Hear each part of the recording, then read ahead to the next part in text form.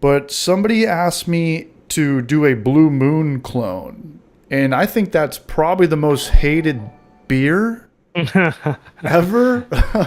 Or Shock Top, because it's always the breweries that claim to be microbrewery or craft brewery after Miller Coors or AB InBev has acquired them. And they've always got these dumb commercials where you've got to put orange in it. You got to get this giant wedge of orange in there. And I think that they're like, what is Blue Moon? Is it a Belgian or a blonde or a white blonde? It's Belgian wheat. Okay, I thought wheat, but yeah, that sounds right, man. So hell no, I'm not going to do a Blue Moon clone. I'm not going to have 5 gallons of a Belgian wheat. I mean, the only thing that you can kind of rip on Budweiser for, you can rip on Budweiser for a lot of stuff. Remember that Super Bowl commercial they made where they just shit on a bunch of craft beer stereotypes? It's like guys with the Wyatt Herb twirly mustaches, and they're like, go enjoy your peach vanilla latte pumpkin spice ale. Real men drink Budweiser. And then a year later, they owned Elysian, they owned Goose Island, they owned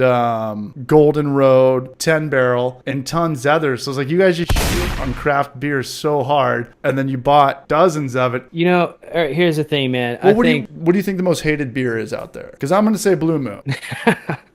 Or Shock Top. I hadn't thought about this, but then kiss my ass. I don't know that I would disagree with that. The most hated beer. Gosh, man. I mean, here. Okay, I'm gonna take this conversation 180 here. They love to hate on like big commercial breweries like Budweiser or whatever. But I think as a beer drinker, perhaps the most hated light lager might be like a Natural Light. But CH, when's the last time you drank college beer pong? Natural Light at like peak heat of the summer at a cookout. A Natural Light? That's the silver one. Natty Light.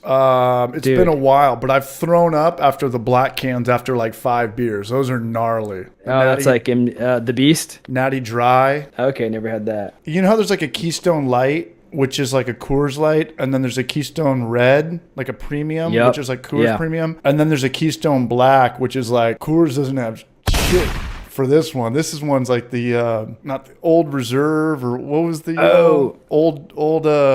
old English country club stuff. Yeah, you're talking about like natural ice, Natty right? Ice. The black Natty one. Ice. Yeah, I played beer pong one night at college. I was trying to show off in front of these older guys. I think I like threw up kind of in the house, kind of made it out of the house. And I was like, I'm just going home. Like, I'm not going back inside.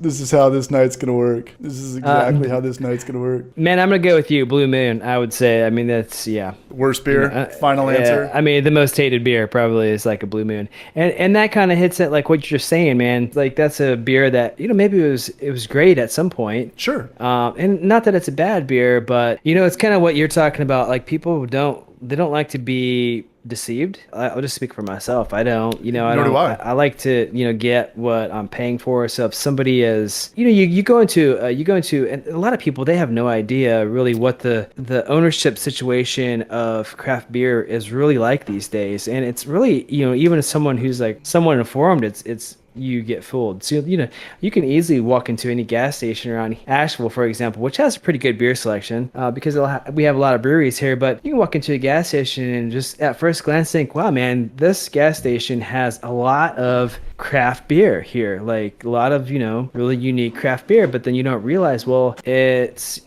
Wicked Weed, not just Blue Moon, but like Wicked Weed, which is actually owned by AB InBev, like 10 Barrel, which is an AB InBev, Elysian, AB InBev. Space Dust. Yeah, this like Space Dust is in every freaking gas station around here. And there are tons of amazing local IPAs that I'm sure are just as good or better than that, but they don't get the distribution.